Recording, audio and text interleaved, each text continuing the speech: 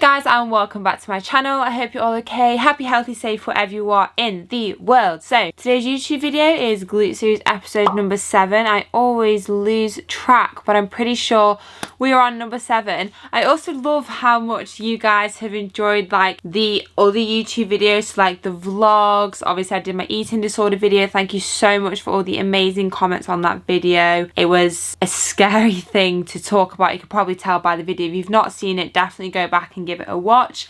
I did my eat bread for 24 hours. I have some crazy YouTube challenges coming up. Comment below what you want to see. This top is strange, you know. It's like it cuts off here. So I'm kind of like, am I going to get a boob slip? But we're going to continue. Does soreness kill glute gains? Now, soreness is a topic that throughout lockdown really frustrated me. I truly believe, and more so than ever, the more research I do and the more learning I do, is that soreness is so overrated, and it is a very poor indicator of muscle hypertrophy. Hypertrophy is where we build muscle, we build the size of the muscle. Now, I don't know. Do you know what the issue is? There's so much on social media nowadays. There's so much on Instagram. There's so much on YouTube, and you should be sore after every workout. And like when I first started training, I thought I had to be physically so sore after every workout so that the muscle was worked. So I knew I was working hard and building muscle. If I wasn't sore, I would panic and try and make myself sore. I've spoken to a few people who are on the My Coach School in our support group, which you can join in the link below, or you can just join the school, where they're saying, oh, I've not been sore, and we obviously just direct them to the coaching videos on the school where it talks about this, but we explain to them, so why do you actually want to be sore? What's the benefit? So like when you ask yourself those questions, why do you want to be sore? Oh, to know that I've done something. Well, you trained, didn't you? Yeah, but I'm not sore.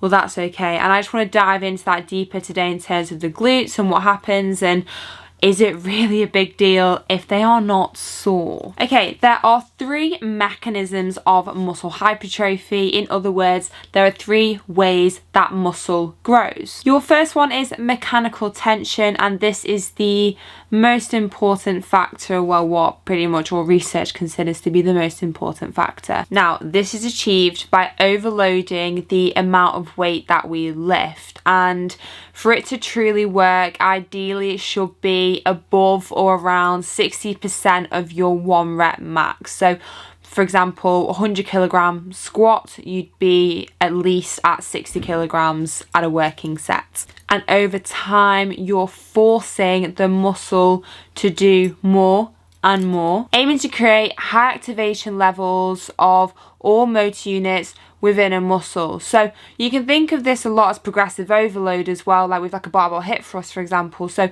you're progressively doing more over a period of time. You're lifting more weight over a period of time. So you can kind of think about it as well as like squeezing a muscle really hard, or really stretching, or really driving that movement forward. And this is, like I said before, the barbell hip thrust and a lot of activator exercises in general.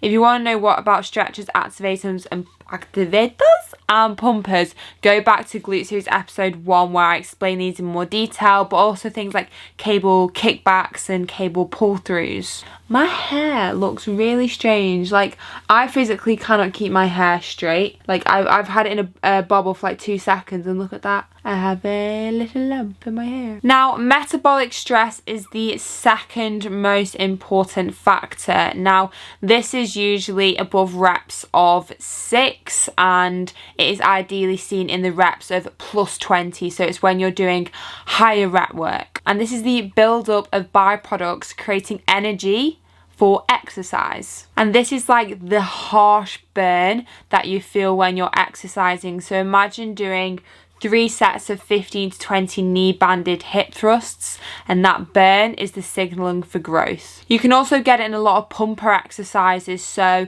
your frog pumps, your banded work, your lateral band walk, your glute bridges, where you can really feel them working. Moving on to the last one and the most important topic of conversation for this video is muscle damage, soreness. Now, this is the physical damage that is done to the muscle. This is emphasized by overloading the eccentric or the lengthening phase of an exercise. So for example, if you're doing a squat, on the way down, if you're going slow and controlled, that is going to emphasize the amount of muscle damage. Now, this brings us on to, should you train when you are sore? Have I had a good workout because I'm not sore? Why aren't I sore? And all these different factors. Now, if they are so sore every single time you train glutes, you are not training your glutes optimally. I assume that if you are ridiculously sore in your legs, like your hamstrings, up near the top of your glutes, you're probably not going to lift as heavy as you could lift if you were rested. And realistically, soreness is just a sensation. It's like sweating. You don't have to sweat in every single workout you do. Just because you've not sweated doesn't mean you haven't had a good session. Yes, it can be nice to feel the muscle. It can be nice to have a little bit of DOMS and feel a bit sore. It can be nice to sweat, but it is not optimal to have that every single session. Imagine being sore every single day, like non-stop soreness. Like, this might be different if you've just started the gym and you're a beginner and you've never lifted a weight. How yes, you're going to get some serious DOMS because you've never done that kind of movement before. You've never lifted that sort of weight. For example, I've just started running 10Ks. Hi, I'm sore the next day because I'm not used to running that sort of distance. But after the first couple, I will begin to get used to that. Same with your training. There are also two different elements of muscle soreness. There's mild muscle soreness, which goes away pretty quickly within like 1 or 2 days. But deep muscle soreness will actually affect your lifts, and it's one of the side effects of muscle damage because your muscle isn't repaired. And it doesn't actually just impair your muscles, it also affects your nervous system. And this is where there's a decreased central drive to the muscles. Basically, your brain is really clever, and the signals sending to the muscles are saying this muscle shouldn't be worked as hard. I mean, our brains are so clever, I don't really, you know, I'm not going to go into that. So you're not going to be lifting PBs, PRs, progressively overloading, adding more weight, not as much muscle tension, i.e. all these factors lead to not as optimal growth as you could be seeing if you weren't as sore every single session and chasing that soreness. Now, overall, and this is from my perspective from what I've read, I also do all my research through Mass, which is a subscription website where there's loads and loads of research papers on there. So a lot of it does come from that, also in Brad Schoenfeld's book. Now, muscle soreness is not a reliable indicator for muscle growth. And you should actually be trying harder not to experience high levels of muscle damage and soreness, because if you're not as sore and you're obviously still having fantastic workouts and training really well and you're recovering and you're taking time to rest, overall your results are going to be far better, specifically with muscle growth as well. So when you have trained and you aren't sore the next day or you don't have DOMS, don't be beating yourself up about this, and don't be thinking, oh god, yesterday's workout must have been absolutely shite because I can't feel anything. This is fine. Soreness is just a sensation. It's just a product of muscle damage. Because if you wake up the next day and you're so sore, you can't go and train, so you can't go and hit that glute session, and you can't do 3 glute sessions a week because you do physically feel so sore. You're not going to see that optimal growth, because like I said in Glute Series episode 1, optimally for the glutes you want to be hitting them 3 to 4 times a week. And if you're going to that level of soreness where you can only do 1 or 2 sessions a week, this is questionable for muscle growth. And the last point that I want to end on is extreme muscle soreness is not going to lead to long-term progressions. And I just want you to understand that, because your strength is going to be decreased by the soreness over a period of time.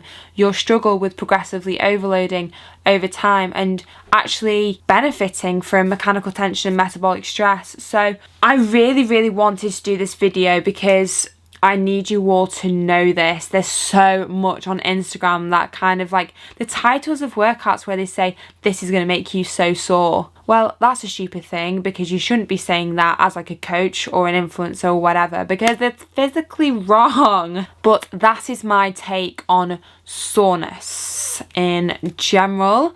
I hope you enjoyed this video. This was Glute Series episode number 7. I don't know how many of these I'm gonna do. I'm probably gonna stop calling them episodes and just continue to give you like educational fitness content that I know is going to be super beneficial for you, and then like another video which is like a vlog style, you know, the ones that you really like and things like that, because I want to give you as much value, but I also want you to enjoy my YouTube channel at the same time. So I hope you have a wonderful day or evening wherever you are in the world. Make sure you give this video a big thumbs up and subscribe to my channel, and I'll see you in my next one. Bye guys.